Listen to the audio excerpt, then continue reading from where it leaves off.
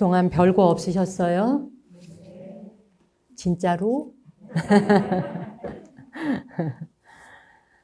아유, 그래도 한 달에 한 번씩 일요법회에 여러분을 뵐 수 있다는 것이 저도 참 행복하고 좋습니다. 다른 법회 때보다 조금 더 오신 것 같아요. 저 오랜만에 만났죠? 오늘 연말 법회라서 오신 거예요? 그래도 1년을 이렇게 보낼 수는 없노라 하고 오신 거죠? 반갑고 잘 오셨습니다. 또 저도 여러분이 이렇게 직접 오셔야 잘 계시는지, 안전하게 지내셨는지, 무탈하신지 이게 또 확인도 하고 좋잖아요. 오늘은 제가 1년에 2번씩 여러분도 잘 아시다시피 1년에 2번 아픈 어린이 돕기 작은 사랑이 세상을 깨웁니다 라고 하는 슬로건으로 아픈 어린이 돕기를 이제 올해 25년째 이어오고 있지요. 그래서 이제 사실은 코로나가 아니었으면 더 많은 분들이 오셔서 격려도 해주시고 응원도 해주고 또한 후원금도 뭐 말씀드리지 않아도 이때 되면은 연말에 다 각자 보시들을 해주시고 그렇게 십시일반 모여들은 보시금으로 또 아이들의 치료비에 또 일부 보태기도 하고 이런 시간들을 보내왔는데 올해는 사실 그 아픈 어린이 부모님들 작년에는 못 모셨지만 올해는 모셔야겠다 싶어서 오시라고 다 우편물을 보냈었어요. 또 역시 확진자들이 또 막 늘어나면서 감당할 수 없어지다 보니까 그 행사를 밀어붙여서 할 수는 없었습니다. 제가 이제 작은 사랑을 통해서 부모님들에게도 좀 응원해드리고 아이들에게도 세상에는 너희를 위해서 이렇게 기도하고 너의 건강을 발원하는 사람들이 도처에 있단다. 이런 메시지를 좀 전하고 싶어서 시작한 게 이 작은 사랑이에요. 그다음에 이제 오늘 오시겠다는 걸 원장님을 제가 못 오시게 했는데 TK 정형외과에 이제 전국의 스님들께서 무릎 수술을 하러 가끔 올라오십니다. 요번에도 한 3분인가가 수술을 하셨고 그래서 제가 승가 의료복지 지원, 의료비, 스님들 의료비 지원을 좀 하기 위해서 작은 사랑에서 일부 또 지원을 하고 있습니다. 그게 이제 몇 년 됐죠. 그래서 아픈 어린이들에게 5,100만 원 지원했고 그리고 TK 정형외과에 무릎 인공관절 수술 받으시는 스님들 또 몇 분 지원을 해드려라 해서 1,500만 원을 그쪽으로 성금 지원을 해드렸습니다. 성금 내신 분들도 꽤 많은데요. 오늘 여기 보니까 유튜브로 우리 그 윤화방송 애청하는 박예심이라고 하는 분이 보림사를 다니신데요. 거기에 계시는 스님과 신도님들이 그 절에 법회날 모이셔가지고 이제 그 유튜브 윤화방송을 통해서 작은 사랑 소식을 들으시고 그날 오신 신도님들에게 십시일반 거두셨던가 봐요. 우린 전혀 몰랐죠. 돈을 거두셔서 후원비를 다 걷어가지고 534만 6천 원을 보내오셨어요. 또 그 박예심 보살님이 전화로 후원하신 분 중에 이미연이라고 하는 보살님이 계시는데 그분은 유방암으로 투병 중이시래요. 자기가 투병 중이라 작은 사랑에 더욱더 동참하는 마음으로 함께 하셨노라. 그런 소식을 전해 오셨어요. 그러니 뭐 이렇게 성금을 이렇게 보내오신 분들이 굉장히 많은데 다는 못 전하나 이 절에서 이렇게 보내온 것도 대단하잖아요. 그렇죠?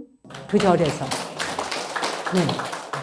아무튼 여기엔 지금 후원해 주신 분이 많이 와 계시고 오늘 처음 알고 오신 분들도 계실 겁니다. 작은 사랑은 소박하게 그냥 소문 안 내고 있는 그대로의 자리에서 세상에 아이들이 아프지 않기를 소망하는 마음 담아서 여력이 되고 할 수 있는 한까지 한번 쭉 해볼 요량입니다.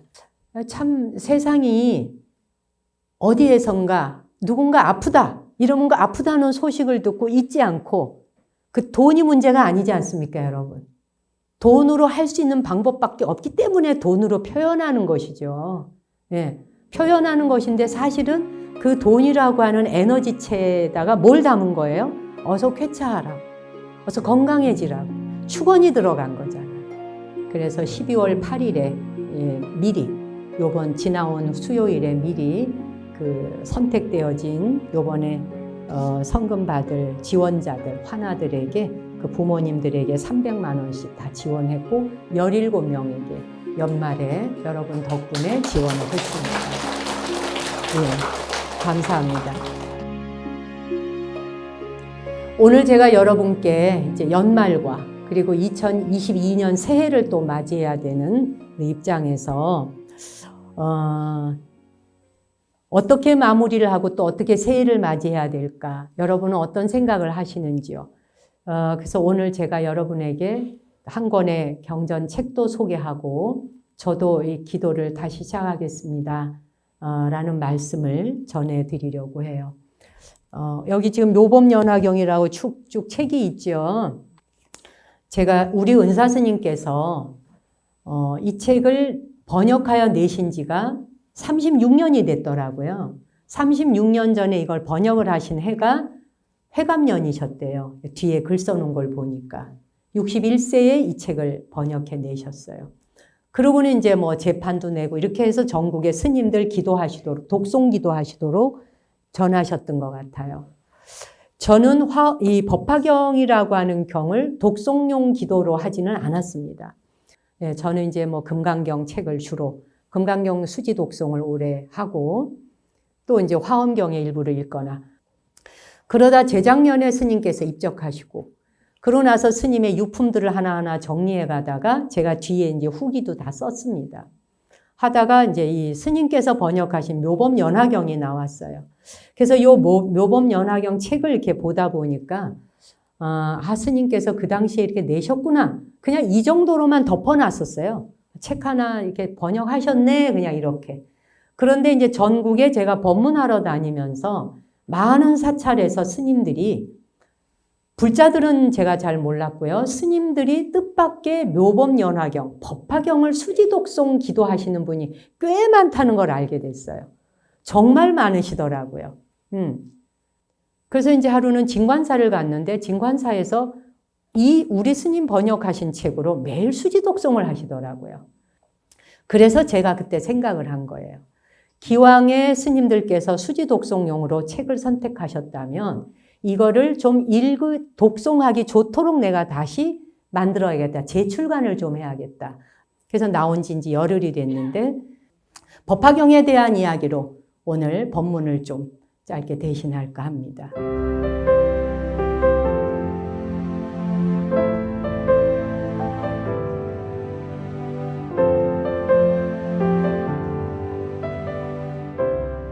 자, 우리가 요새 이제 그 항구에 가면 배가 있잖아요.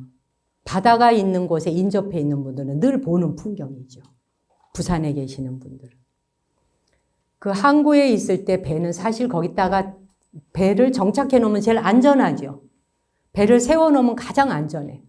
그런데 배라고 하는 것이 항구에 정박해서 묶어 놓기 위해서 만들었을 거예요, 여러분? 어때요? 거대한 바다를 헤치고 나가라고 만든 거죠. 그죠? 여러분도 그리 생각하나요? 그럴 때 배에 진정한 가치가 있는 거죠. 그렇죠? 당연히. 그러니까 이 말은 배가 바다를 향해 나아간다는 건 뭐예요? 그만큼 위험이 뒤따른다는 이야기이고. 그렇죠? 그만큼 수많은 실패를 맛볼 수 있다는 이야기죠. 바다를 향해 나간다는 것은. 실패도 할 수 있고 그 다음에 예기치 못한 일들이 늘상 벌어질 수 있다는 이야기입니다.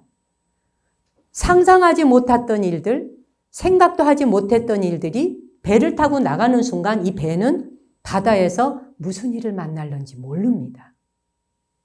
그런 것을 감수하고 감내하고 배는 나가야 하는 겁니다. 그렇죠?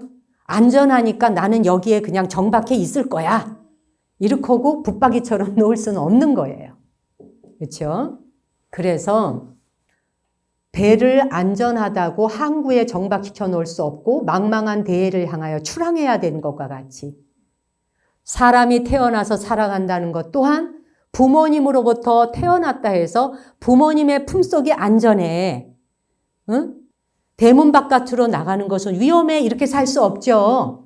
세상 속으로 나가야 되는 것이 배가 바다를 향하여 출항하는 것과 같은 거예요. 그래서 불교에서는 우리가 살아가는 세상을 고해바다에 그렇게 비유를 한 거예요. 우리 또한 이제 2021년 한 해의 끝자락에 서서 지금까지 1년간 출항해서 왔어요. 와가지고 이제 배를 잠시 정박했다가 새해가 되면 2022년 또 365일 다시 출항을 해야 되는 거예요. 그러면 새로운 항해를 준비해야 되는 거예요.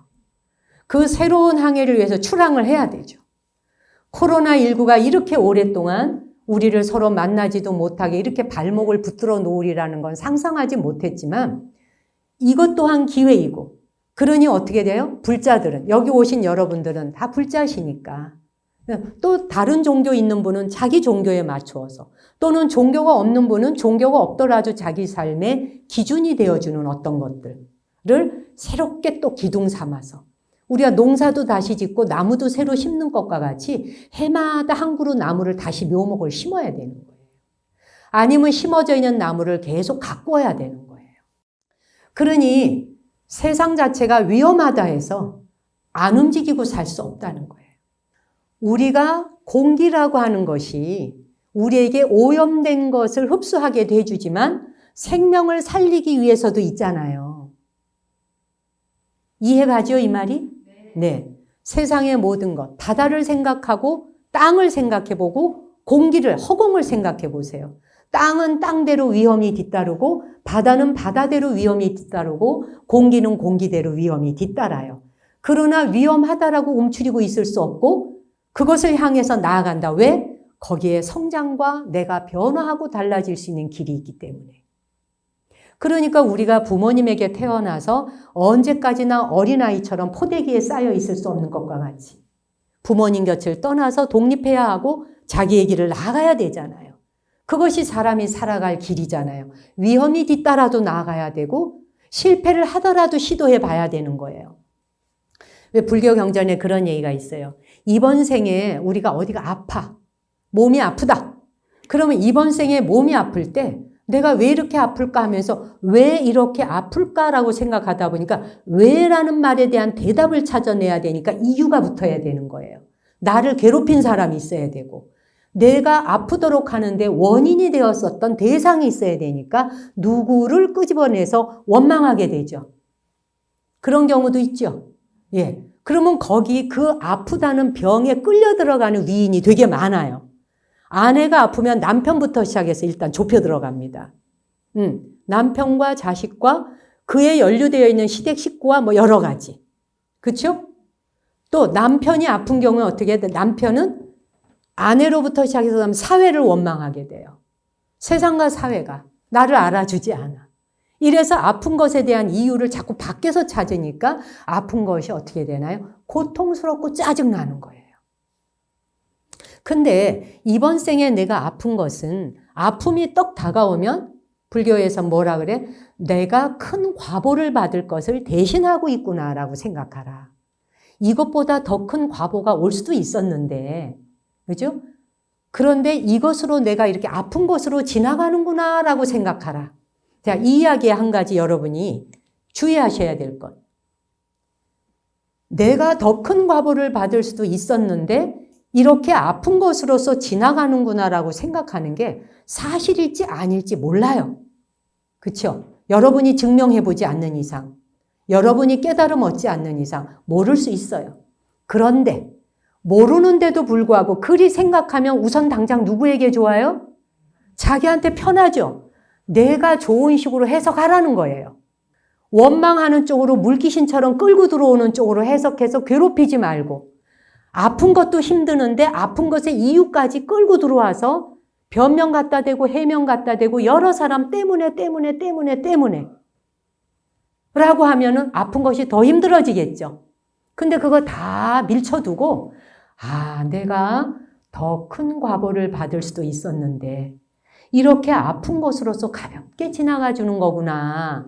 그리고 내 눈에 보이니까 고칠 수 있네. 내가 받을 수 있네. 그렇죠? 티벳에는 아티샤라고 하는 큰 스승이 계셨어요. 그분 밑에 공부를 잘한 수제자가 있었습니다. 아주 수행을 열심히 했는 수제자인데 이분이 말년에 요즘에 우린 한센병이라 그러죠. 그런 병에 걸렸어요. 그 수행자가.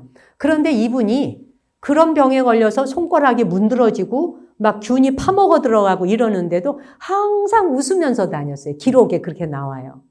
늘 웃으면서 다니면서 하나도 그것을 고통스럽다거나 괴롭다고 받아들이지 않았다라고 기록에 있어요. 괴로워하지 않았대. 그러면서 참으로 다행하다, 참으로 감사하다라고 생각했대요. 예. 참으로 다행하다, 참으로 감사하다. 이거 어려운 일이지만 우리가 시도 못해라 보라는 법도 없죠. 시도하다 보면 그게 내게 될 거니까요. 우리는 안 해본 길을 자꾸 가봐야 돼요. 예. 원망하는 건 항상 해왔던 거예요. 수십억 년을 해왔을 거예요. 한두 번 해봤겠어요? 근데 이제는 그런 것에 실증 낼 때도 됐고 그런 마음을 혐오할 때도 됐다는 거예요. 자, 그런데 우리가 이런 마음을 낼 수 있는 것은 그런데 이게 큰 과보를 받을 수 있는데 이런 마음을 낼 수 있네라고 하는 생각으로 돌이킬 수 있는 것은 무엇이냐? 불교에서는 첫째 항상 참회하라. 참회가 1번이에요. 그러면 참회하라 이러면 이러죠. 내가 뭐 죄인인가? 맨날 뭐 잘못했대. 맨날 잘못했대. 이거 잘못했다. 저거 잘못했다. 맨날 잘못했다 그러래. 그러면은 용기가 안 나죠. 나 자신이 오그라드는 것 같죠. 뭘 잘못했다. 참회하라 이러면. 불교에서 참회는 죄 지은 것에 대해서 너 죄인이니까 네가 죄인이야 죄인이야 이런 꼬리표를 다는 게 아니에요. 참회라는 건 돌이켜 생각하는 거예요. 이건 내가 참 잘못 생각했네. 이건 내가 참 잘못 행동했네. 이 말은 내가 좀 잘못했네. 지나쳤네. 이게 전부 참회예요. 내가 하는 모든 행동거지들을 돌이켜서 부끄러워할 줄 알고 돌이켜 뉘우칠 줄 아는 게 전부 참회에 들어가요. 사실 우리가 우리 삶을 가만히 돌아보면 몰라서 그렇지 깨달은 자의 눈이거나 여러분들이 조금만 공부해보고 조금만 기도해봐도 기도 안 했던 삶을 살아왔을 때와 기도를 하면서 조금 변화하고 달라졌을 때와 자신에 대해서 바라보는 안목이 바뀌어요, 여러분. 그쵸? 그리고 마구 살아왔던 때와 내가 그래도 스스로 좀 청정하게 살아와야지 노력하면서 살아왔던 때에 다른 사람을 바라보는 안목도 바뀌어요. 이해심이 훨씬 넓어지죠. 이해심이 넓어진다는 것 이코로 곧 뭐냐? 참회가 그만큼 되었다는 거예요. 부끄러워할 줄 알고 아닌 것을 아니다라고 수긍할 줄 알았을 적에 그런 참회가 이루어지면 저절로 그런 마음이 일어나져요. 그래서 이제 불가에선 그런 얘기가 있어요. 참회를 자꾸 하다 보면은 무엇이 없어지느냐? 참회를 하면은 독심, 독한 마음이 사라진다 그랬어요. 독한 마음. 우리가 마음에도 독이 들어있어요. 마음에 독 들어있는 건 몰랐죠. 근데 이 독을 써먹을 때도 있어요. 독이라고 하는 것이 사람 살리는 데도 쓰잖아요. 꼭 나쁜 것만 아닐 때도 있죠. 그런데 독심을 없애는 데에 참회가 절대적으로 쓰여요. 독심 중에 무슨 독심? 삼독심. 아시죠? 예. 탐욕심, 화내는 마음, 어리석은 생각, 요 세 가지 독이 제일 센 독이라 그랬어. 이 독은 맞으면 직방으로 죽어 그냥. 근데 우리가 거의 지금 이 독심을 죽을라 하면 살려내는 독을 쓰다 보니까 죽을락 말락 하면 또 살려내고 또 죽을락 하다 보면 또 살려내고 이렇게 살고 있죠. 그러면 또 살아나면 잊어버려요. 또 대충 살아요. 그러다가 아프거나 고통이 오잖아요. 그러면 또 돌아봐요. 우리가 독심을 이렇게밖에 못 쓰고 있어요. 근데 참회를 매일 생활 속에 하다 보면 우리가 한두 생을 살아왔겠어요. 그쵸, 여러분? 알 수는 없지만 무생겁내로 살아왔을 거 아니에요. 무시일해로 살아왔을 것인데 그 많은 생애 동안 내가 무슨 짓을 했을지 기억조차도 못해요. 어제 일도 오늘 몰라요. 아침에 약을 먹었는지 안 먹었는지도 까먹는데 무시겁내로 지은 업장을 내가 어찌 기억하겠어요, 여러분? 안 그래요? 그래서 우리는 겸손하고 겸허하게 기도하라. 아침에 눈 뜨면 참회로 시작하라. 무시겁내로 제가 어떤 짓과 어떤 행위를 했을런지 제 기억에조차도 없습니다. 그런데 제 기억에도 없지만 누군가에게 내가 고통과 상처를 준 바가 있다면 진심으로 참회드립니다. 요 말 한마디만 해도 다 삭제하는 거야. 그냥 노트에서 짝짝짝짝 지워줘요. 진심으로 참회하면. 진심으로 참회하면 지워진다는 거예요. 그래서 참회하는 마음은 화나는 마음을 사그러지게도 한다 그랬어요. 화나는 마음 사그러지게 하는 건 이것뿐이 아니에요. 첫째가 불가에서 하는 기도 중에 첫째 뭐 하라고요? 참회하라. 참회는 뭘 없앤다? 독심을 없앤다. 따라해 보세요. 참회하라. 참회는 독심을 없앤다. 독심을 없앤다고 하는 말은 곧 뭐예요? 원망과 원한 맺힌 것을 풀어준다는 말이에요. 독심은 원한을 풀어주는 거예요. 독심은 원한 때문에 만들어진 거거든요. 독심 품어보세요. 다 원한 가지죠. 독심은 끝이 없어서 부처님께서 원한은 원한으로 갚을 수 없다라는 이 말은 꼭 외워두셔야지 돼. 원한은 원한으로 갚을 수 없다. 그 다음에 불교에서 기도하는 방법 중에 여러 가지 있지만 또 하나 여러분에게 오늘 안내해드리고 싶은 거 수위 찬탄하라. 수위하고 찬탄하라. 수위한다는 건 뭐예요? 기뻐한다는 거예요? 즐거워해준다는 거예요? 따라서 기뻐해준다. 칭찬해주는 거예요. 참 너 잘했다. 훌륭하다. 잘했다. 훌륭하다. 아시겠어요? 요게 수위 찬탄이에요. 수위하고 찬탄하는 게 기도가 될 줄 누가 알았겠어요? 요즘에 SNS에서 보면 누군가가 뭐 잘한 거 보면 잘했다고 막 댓글 달죠. 이거 전부 수위 찬탄이에요. 요즘 저는 너무 놀라운 세상이에요. 정말 저는 이 방송이나 유튜브 같은 거보다 저 혼자 저절로 합쳐 아휴 감사합니다 이래요. 저 혼자. 너무나 아름다운 영상에 수많은 사람들이 댓글로 칭찬한 걸 보면요. 가슴이 벌렁거릴 정도로 울렁거릴 만큼 고마워요. 얼마나 이게 전부 수위 찬탄이에요. 우리가 지금 이런 세상을 살아요. 어쨌건 수위 찬탄을 하면 뭐가 좋으냐? 질투심을 없애줘요. 남 잘한다라고 칭찬해주면 질투심이 없어져. 내가 남에게 칭찬을 못해주는 이유는 질투심 때문이에요. 인간은 질투심을 가지고 있는 거예요. 질투하는 마음이 있다 보니까 누가 막 자기 빼놓고 절에 왔는데 주지 스님이 자기하고 눈 안 맞추고 딴 사람하고 눈 맞추잖아. 바로 질투심이 나서 그 절에 안 가고 싶은 거예요. 그 절을 옮기고 싶은 거예요. 스님 바꾸고 싶어요. 그런 경우 많아요. 뭐라 할 일도 아니에요. 공부 중인데 어떻게 하겠어요. 그러나 그 언제까지나 우리가 질투하면서 어린아이로 있겠느냐. 이제는 실증 낼 때가 되었다. 질투심 내는 거 실증 낼 때 되었다라고 생각하면 뭘 하게 될까? 수위 찬탄하게 되겠죠. 이해 가시죠?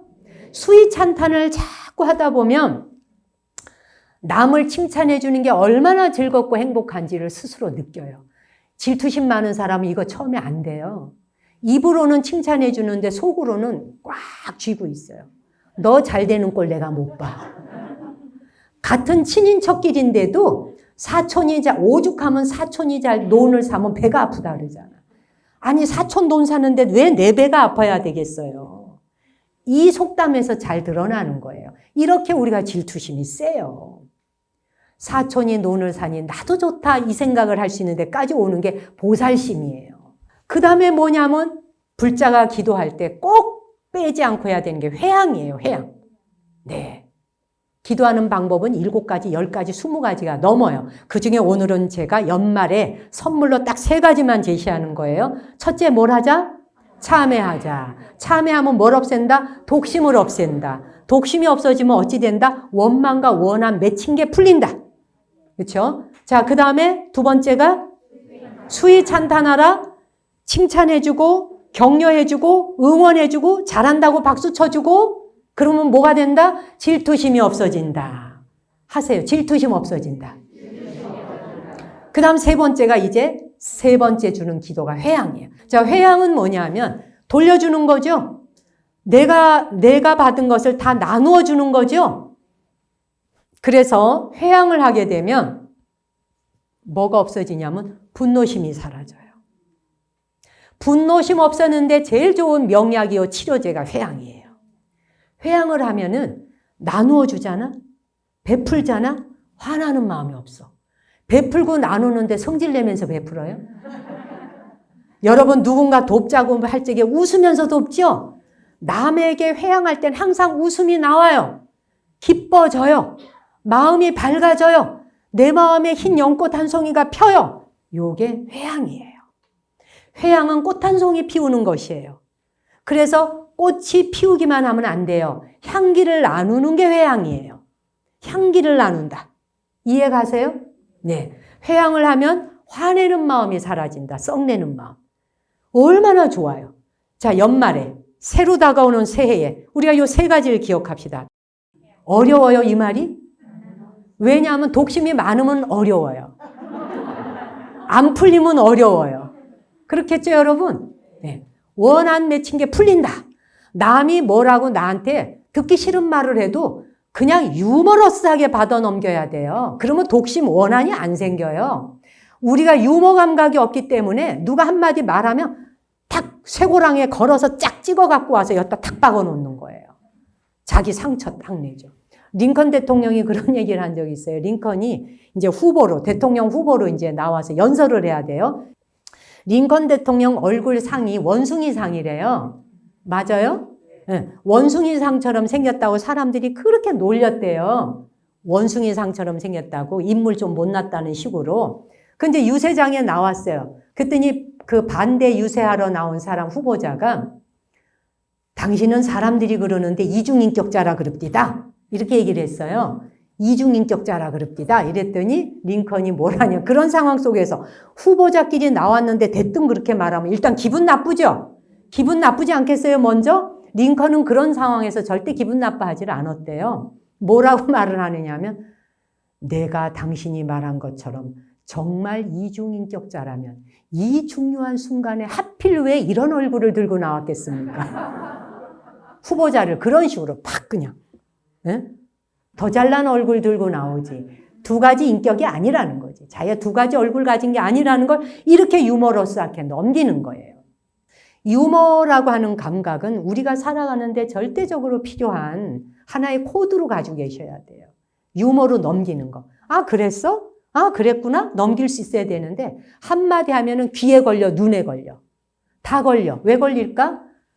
참회가 안 되고 참회가 안 되고 참회가 안 되니까 눈으로 보는 순간 독심, 귀로 듣는 순간 독심, 입으로 나가는 말 독심. 독심을 쓰니까 몸뚱이 전체가 독이 퍼질 밖에. 죽지 않을 만큼 사는 거야. 그래서 항상 독을 먹어가지고. 그렇죠, 여러분? 우리가 살기는 사는데 숨이 끊어지지 않을 만큼 있어. 왜? 독을 항상 먹고 사니까. 보면 독, 들으면 독, 입으로 독, 독설. 그렇죠? 독을 가지고 사니까. 항아리면은 담기라도 좋지. 독이면. 그죠? 항아리에는 뭘 담을 게 많잖아. 된장도 담고 김치도 담고. 이 독은 써먹을 때 진짜 죽기 직전까지 우리가 독을 먹고 사는 거예요. 자, 그래서 이러한데 이제 오늘 법화경 이야기 이제 마무리할게요. 우리나라의 사찰은 이거 종범큰 스님께서 이런 말씀을 하셨어요. 한국의 사찰 가람 배치는 법화로 이루어져 있다. 네, 사찰의 가람 배치는 법화로 이루어지고 우리의 종교 의식, 불교의 종교 의식은 화엄으로 되어 있다. 그리고 신행 생활은 금강경으로 되어 있다. 그래서 법화경과 화엄경과 금강경 요 세 개의 대승경전이 한국 불교의 주류를 이루고 있다. 이런 얘기를 하셨어요. 이 말이 뭐냐면 우리나라의 가람 배치가 법화경으로 되어 있다는 건 우리나라 사찰에 제일 먼저 가면 불탑 나타나죠. 불탑 신앙 자체가 법화경에 나오는 겁니다. 탑신앙. 그래서 대표적으로 우리나라의 불국사에 석가탑과 다보탑이 있죠. 석가탑과 다보탑이 바로 이 묘법연화경 법화경에 나오는 말입니다. 석가모니 부처님께서 다보불탑과 함께 다보불탑전에 들어가 반씩 자리를 나누어 앉았다라는 견보타품에 나와요. 여기에 자리를 반반씩 나누어 앉았다. 그래서 그것을 상징화하기 위해서 만든 것이 이 불국사의 석가탑과 다보탑이에요. 탑이 있다라고 하는 것은 다 법화로 도량을 이룬 겁니다. 불탑 신앙이거든요. 탑이 있다.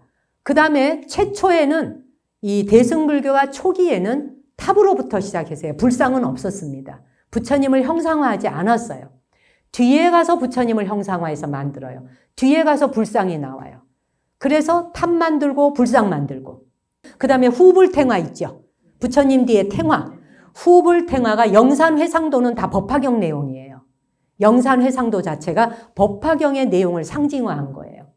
다만 법화사상을 안치했는데 탱화 중에서도 화엄경을 상징으로 한 게 있고 법화경을 상징으로 한 게 있어요.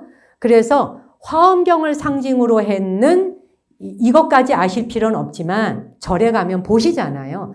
화엄경에는 만상 신중들이 다 나와요. 그래서 화엄경에 나오는 내용으로 탱화를 그린 것은요. 굉장히 많은 신장님들이 등장해요. 어마무쌍해요. 빡빡하게 나와요. 그런데 법화경을 그 중심으로 해서 탱화를 그리면은 8분, 불타 8부중이라 그래서 8분의 부중이 나와. 철용, 야차, 건달바, 아수라, 가루라, 긴나라, 마후라가. 요 8분으로 위시를 해서 후불탱화를 만들어요.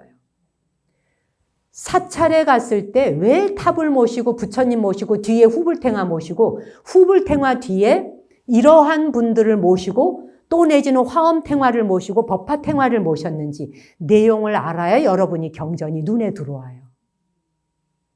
아시겠어요? 예. 그래서 석굴암에 가면 불국사에는 이 법화경을 중심으로 다보탑과 석가탑이 안치됐다 그랬죠?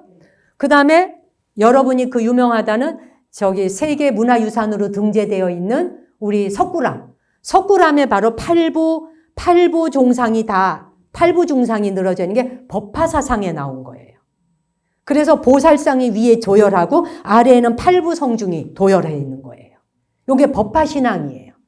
그래서 한국의 사찰은 법화신앙으로 가람배치가 되어 있구나라는 걸 아셔야 왜 우리가 이 경전을 독송하기 시작했는지도 아시게 되는 거예요.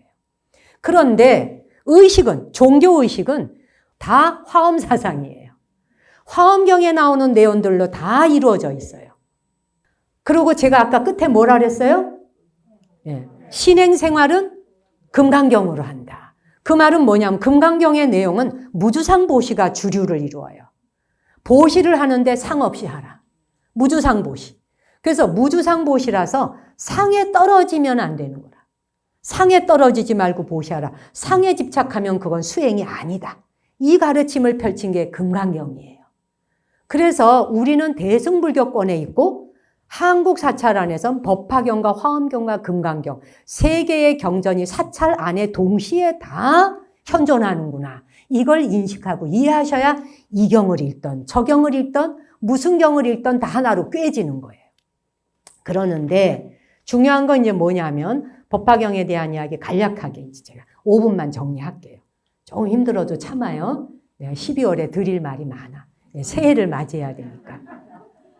그러면 법화경이라고 하는 이 경전이 도대체 왜 탄생했냐는 여러분이 좀 아실 필요가 있어요. 왜냐하면 한국 불교에서 법화경은 부처님께서 설하신 경이 아니다라는 둥 하면서 위경이다, 뭐다, 뭐 별별 말들이 다 있거든요. 또 그럴 수밖에 없는 게 원래 초기 불교의 경전의 가르침과 대승불교 초기 경전의 가르침이 달라요. 그러니까 법화경, 금강경, 이 화엄경은 다 대승불교 중에서도 초기에 발생이 있어요. 초기. 왜 초기에 이런 경을 만들었을까? 누가 이런 경을 만들었을까? 궁금하지 않아요, 혹시? 전혀 안 궁금하죠, 거기는. 누가 만들었는갑다 싶으시죠? 법화경이라고 하는 경이 출현한 이유가 있는데 이 이유가 굉장히 중요해요, 사실은. 왜냐하면 부처님께서 인멸에 드셨어요. 부처님이 열반에 드셨는데 출가자들이 자기 공부만 해. 본인 수행만 하고 있어. 중생들의 삶을 보살피는 것 같지가 않아. 자기들은 이렇게 고통스럽고 힘든데 자영업자들 오늘 당장 장사해서 먹고 살기도 어려운데 절에 가서 위로를 받질 못해. 수행승들을 만났을 때. 이러다 보니까 제가불자들이 한이 맺힌 거야. 쉽게 말하면. 부처님이 너무 그리워. 인멸에 드신 부처님은 어디가 계실까? 궁금해. 부처님이 너무 그립고 보고 싶어져. 그래서 만든 게 뭐냐면 불탑을 만들어요. 불탑. 불탑이라고 하는 말은 부처님의 진신사리가 모셔진 것만을 불탑이라 그래요. 원래. 우리가 불탑 그러죠? 그냥 탑이에요. 부처님 사리 모신 걸 불탑이라 그래요. 그래서 부처님 사리를 모셔놓고 부처님을 뵙는 듯이 친견을 했어요. 누가? 제가불자들이. 대승불교는 제가불자들이 혁명적으로 일으켰던 불교예요. 혁명적으로. 불교가 달라져야 한다. 불교가 바뀌어야 한다. 이래서 만들어진 거예요. 근데 왜? 부처님이 너무 보고 싶고 그리워. 부처님이 지금 내 옆에 계시다면 나를 얼마나 잘 도와주실 텐데 이런 마음이 든 거예요. 그 다음에 나머지 사리가 모셔지지 않은 탑은 경탑이라 그래. 경을 써서 모셨어요. 경전 모신 탑을 경탑이라 해요. 그래서 이 법화경에는 불탑 이야기와 경탑 이야기로 이루어져 있어요. 이 책을 보시게 될 때 왜 이토록 불탑을 만드는 것이 그렇게 중요하다라고 말씀하시는지, 아, 이래서 그랬구나 이해하셔야 이 경이 눈에 보여요. 불탑. 그래서 불탑이 막 나오다 갑자기 또 경탑 이야기가 나와요. 경전을 모셔라. 네. 그 경전을 무슨 경? 법화경을 써서 그 안에 모셔라. 그러면 나를 친견하는 것과 같다. 석가모니 부처님이 증명을 하시는 거예요. 그러니까 경을 모셔도 부처님을 모시는 거요. 사리를 모셔도 부처님을 모시는 거다. 요걸 알게 된 거예요. 여기까지 이해가시죠? 그래서 묘법연화경은 탑신앙, 불탑과 경탑 등 탑신앙이 여기 들어가 있어서 탑 이야기가 그렇게 나와요. 그렇게 이제 막 그 탑에서 부처님도 출연도 하시고 하는데 불자들이 부처님이 그립다 보니까 경을 쓰기 시작했어요. 이 경전 하나 만들어지는데 100년 걸렸어요, 여러분. 그 말은 뭘 말할 것 같아요? 100년 걸렸다는 건 100년 동안 새로운 법사단들이 등장하면서 추가를 했다는 이야기죠. 내용을 계속 보충했다는 이야기죠. 이 법화경에서 여러분들이 법화경을 읽으실 때 이거 하나는 꼭 주의해 주시면 좋겠어요. 이 경전 중에 법화경만이 최상의 경전이며 초기 불교의 경전들을 소승이라고 하듯이 폄하하듯이 하는 말이 나와요. 이 말은 제가 볼 때 지금의 우리의 시각과 시대에서 볼 때 이 말은 상당히 옳지 않은 말이다. 경전에 있는 말이지만 이 말씀들이 그 시대에 수많은 사람들이 초기 불교 시대에 부처님의 가르침을 따르는 수행자들이 만중생을 돌보지 않기 때문에 일으킨 게 대승불교라 그랬죠. 그러다 보니까 본인들이 어떻게 돼? 지금까지 있었던 불교의 내용을 완전히 다 도끼로 찍어서 없애야만 됐어요. 새로운 경을 써야만 됐던 거예요. 다시 시작해야 됐던 거예요. 그래서 위경이네 뭐네 이런 소리가 하게 됐던 거예요. 그걸 다 떠나서 그러다 보니까 이 법화경은 경전 중에서 굉장히 파격적입니다. 인멸에 드신 부처님을 불러냅니다. 그래서 영원히 사시도록 합니다. 이 경 안에. 영구히 부처님이 계신다. 그게 뭘까? 제가불자들의 생각에 항상 부처님이 내 곁에 계신다고 믿고 싶은 거예요. 이 많은 경전 중에 왜 그토록 시대와 세기를 거듭하면서 법화경이라는 경전이 가장 많이 발견되었을까? 금강경, 화엄경 그 어떤 경전보다 법화경이라고 하는 경전이 제일 많이 발견되었어요. 그 이유는 간단합니다.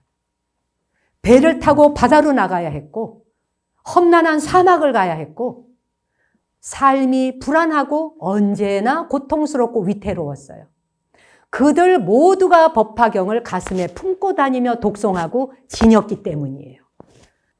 고통스럽고 불안하고 살기가 각박할수록 법화경은 사람들에게 위안을 줬던 경이었어요. 그래서 법화경의 발견이 가장 많은 거예요. 법화경 경전 번역서가 제일 많아요. 이유를 아시겠어요? 이 경전은 고통스러운 사람들에게 고통으로부터 구제해 주겠다고 하는 약속이 담겨 있고 괴롭고 힘든 사람들에게 너희들의 고통이 끝날 날 있고 너희들을 한 중생도 그대로 내버려 두지 않겠다. 모든 중생 다 부처될 때까지 인도할 것이라고 약속을 해요. 그 다음에 영생을 약속을 해요. 부처님이 계속 살아계셔. 어디에? 극락정토에. 그래서 뒤에 가서 아미타 부처님까지 등장을 해요. 그러니까 아미타 부처님, 관세음보살 다 흡수해 여기. 모든 보살 다 흡수. 누구 아래? 석가모니 부처님 발 아래 다 무릎 꿇려요. 입적하셨다는 초기 불교의 경전에 대승불교에서 부처님을 다시 소생시키는 거예요. 이게 제가 불자들의 바램사항이었어요. 부처님은 언제까지나 우리 곁에 살아계신다. 언제까지나 우리 곁에 함께 하신다. 이 말 이해하죠? 그렇게 하고 싶었고 그러고 싶었던 거예요. 자, 그러면 여기에서 법화경만이 최고다라고 하는 말은 이제 이 시대는 버려야 돼요. 법화경 아니면 안 된다 이 생각도 버려야 돼요. 법화경 아니고도 수많은 사람이 자기의 수행처를 찾아가고 그 길을 나아가요. 이것도 하나의 또 방편일 뿐이에요. 아시겠어요? 그러나 어떠한 위험의 순간, 그 어떤 고통의 순간에도 항상 구제해 주시는 손길이 필요했고 만 중생들에게 나를 끝까지 책임져 줄 누군가가 필요했던 거예요. 그 중생의 마음이 고스란히 담겨 있는 거예요. 여기에. 그리고 이것으로 위안을 삼았던 거예요. 그러니 이 경전을 위험에 처했을 적에 이걸 가지고 있으면은 항상 극복했다 하니까 영업록 중에서 법화경을 통해서 나온 영업록만큼 많은 영업도 없을 거예요. 관세음보살 보문품 읽으면서 영업록 얼마나 많아요. 제일 많은 게 제가 알기로는 아마 아픈 사람 병 낫는 거하고 자식 없는 사람 자식 낳는 거. 그 다음에 또 뭐가 있나? 감옥소에 들어갔는데 감옥소에서 난데없이 풀려나는 일. 부지기수예요. 그게 몇천 년을 이어왔어요. 그렇다면 저는 이리 생각하십사. 이 경전만이 유일한 것이 아니며 이것만이 최상이다라고 말하는 것은 과하지만 지금 시대에 우리가 안목이 떠지니까 그렇게 말하는 건 과하지만 그 시대에는 그럴 이유가 있었구나. 이런 문화를 형성하고 그 시대의 사람들에겐 이게 절체절명이었구나. 자기를 안온하고 구원해주는 어머니 같은 무엇인가가 절대 필요했었구나. 라고 하는 걸 꼭 기억하셔야 돼. 그래야 이 경이 황당하지 않은 거예요. 왜냐하면 이 경은 영생에 대한 이야기가 여기 나오고요. 영원히 산다. 부처는 죽지 않았다. 그 다음에 부처는 이번 생에 와서 깨달은 거 아니다. 이미 억겁 전에 깨달았다. 그런데 왜? 너희들을 위해서 너희들 인도하려고 왔다. 방편으로 보여주려고 왔다. 이렇게 얘기하시거든요. 그렇죠? 그러면서 사실은 내가 지금까지 말했던 거 성문영각에 대한 이야기 다 방편으로 했던 말이야. 사실은 내가 했던 말 그거 다 가짜고 실제로는 내가 이 말 하려고 왔어 라고 하면서 여기서 내밀어요. 내가 사실 이 말 하려고 해서 무슨 말? 일승, 일승불, 일불승 모두가 다 부처야 라고 수기를 주는 경이에요. 너무 멋있죠 사실 이런 면에서. 모두가 다 부처된대. 모두가 다 부처래. 이거 설파하려고 해. 그러다 보니까 어떻게 돼? 이미 아라한과를 증득한 제자들 입장에서 납득할 수 없으니까 어떻게 돼? 다 일어나서 나가버려. 부처님 이상하시네? 그런 장면이 여기 나오는 거야. 한마디로 딱 정리할게요. 그 오랜 시간을 내려오면서 우리나라 신라시대 때부터도 계속 법화경 수지 독송했잖아요. 그 오랜 세월을 내려오는 동안 그 많은 사람들이 이 경을 수지 독송하면서 고통에서 헤어났고 그리고 실제로 성불했는 사람도 부지기수고 자기의 삶에서 고난에서 벗어난 자가 그토록 많았기에 이 경전을 함부로 폄하해서 보거나 가짜 경이네 진짜 경이를 논하거나 그럴 필요가 전혀 없노라. 경전에 담겨져 있는 말씀이 여기에 담겨져 있는 말씀에 딱 요지, 종지만 보면 되는 거예요. 종지가 뭐예요? 모두가 다 부처다. 부처된다. 그렇죠? 모두가 다 부처된다.